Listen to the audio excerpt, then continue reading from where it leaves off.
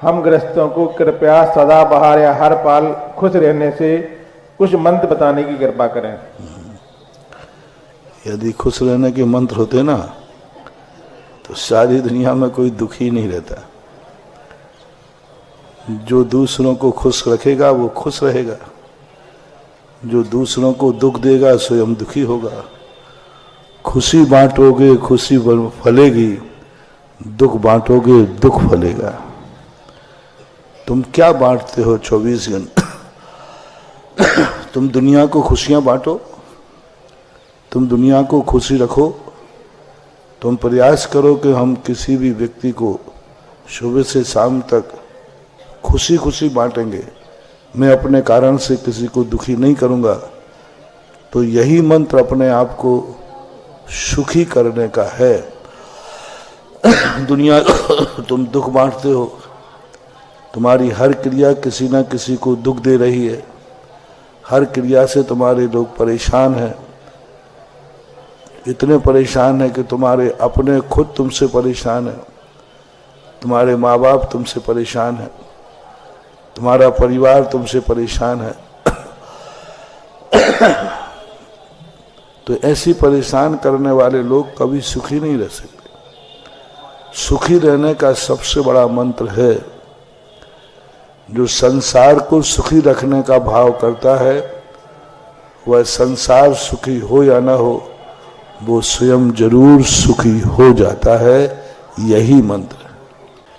एक कैंसर का मरीज था, सब तरफ से उसको डॉक्टरों ने मना कर दिया और मरने की स्थिति थी। मेरे पास आया तो महाराज जी बस अब आप ही शरण हैं, आप ही बचा लीजिए।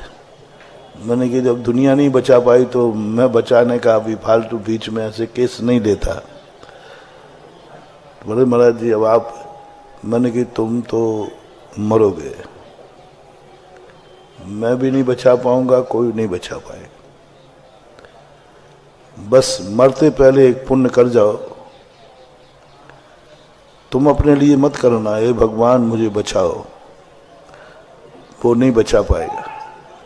तुम तो निश्चित मान लो कि तुम तो मर चुके हो और तुम्हारा मरना निश्चित हो चुका है। बस मरने के पहले एक काम कर जाओ, 24 घंटे एक भावना भाव, नमोकार मंत्र पढ़ो, मंदिर जाओ और कहो हे भगवान मैंने तो जो पाप किया था वो फल भोग रहा हूँ, मैं तो मरूंगा। क्योंकि थोड़ी बहुत आशा महाराज से थी, थोड़ी बहुत आशा कि महाराज कुछ बता देंगे, भक्तांबर कह देंगे, शांति धारा कह देंगे।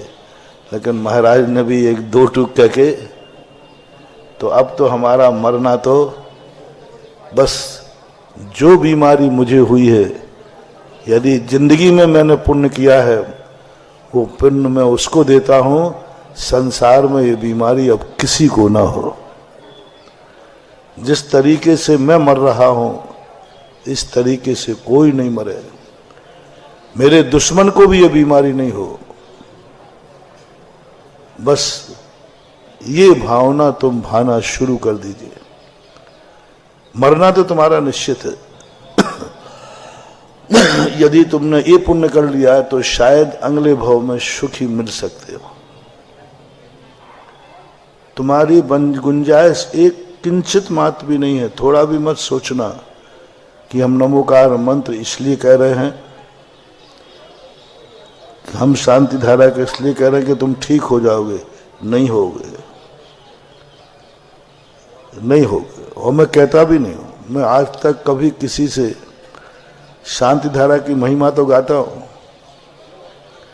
भक्तांबर की गाता हूं, लेकिन कोई मरने वाला आता है तो कभी नहीं कहता कि तू पढ़ ले ठीक हो जाएगा। मेरा तो एक ही भाव है कि हमारा जो भी व्यक्ति मरे, भगवान से मैं कभी नहीं कहता भगवान मेरा भक्त कभी नहीं मरे। मैं तो एक ही कहता हूं भगवान मरे तो भक्तांबर पाठ पढ़ने के बाद मरे, या भक्तांबर पढ़ते हुए मरे। अभिषेक करते हुए मरे, शांति धारा करते हुए मरे, क्योंकि वो चीजें मांगो भगवान से जो भगवान भी दे सके।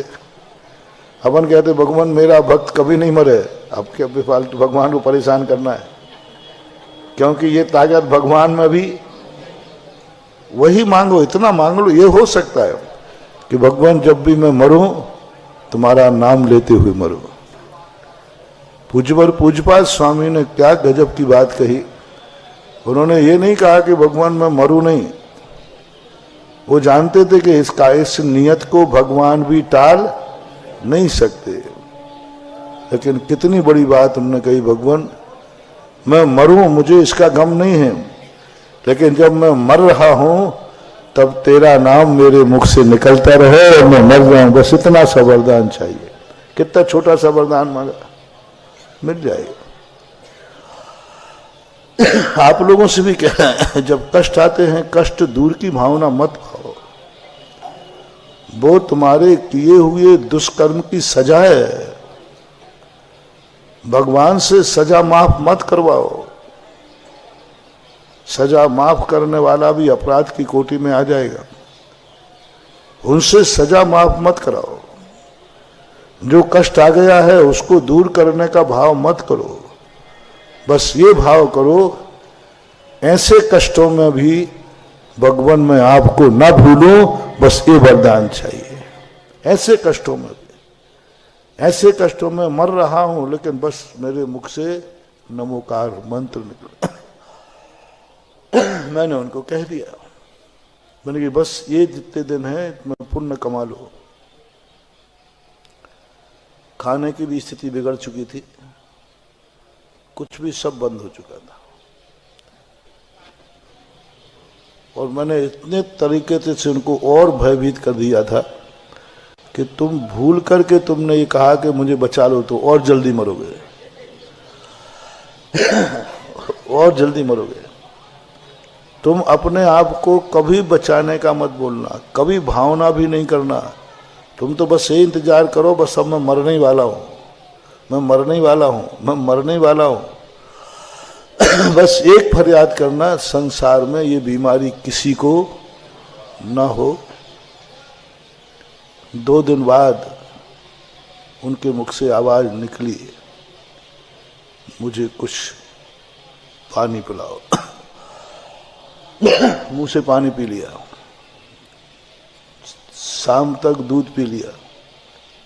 2 दिन निकल गए, तीसरे चौथे दिन उन्होंने कुछ खाने को मांगा, खा लिया। 6 साल जिंदा रहे।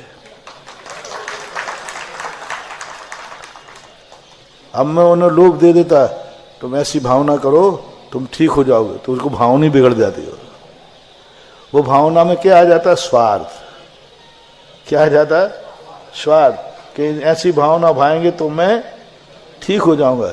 इसलिए मैंने उनको कह दिया, तुमने अपने ठीक करने की भावना भाई तो और जाओगे जल्दी, इसलिए ये तो भावना करना ही नहीं। ये होता है सुखी रहने का सबसे बड़ा मंत्र दुनिया में है। निस्वार्थ भावना से हम जगत को सुखी करने की भावना करें, हम सुखी हो जाएंगे। मैं